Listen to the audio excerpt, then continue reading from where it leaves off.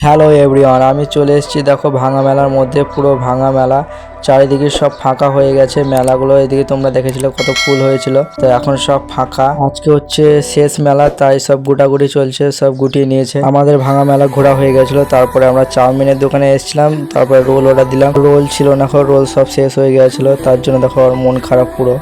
অবশেষে 2 plate chowmein order দিলাম। তারপরে আমরা চাউমিনের জন্য অপেক্ষা করছিলাম, আর এই দেখো চাউমিন ওইখানে, এই দেখো আমাদের জন্য চাউমিন বানাচ্ছে গরম গরম কাকু। আমাদের সাইডে বেঞ্চগুলো পুরো ফাঁকা ছিল। এই দেখো অপেক্ষা করতে করতে আমাদের চাউমিন চলে এসছে, আর ও খেতে শুরু করে দিয়েছে। দেখো আমরাই হচ্ছি লাস্ট কাস্টমার।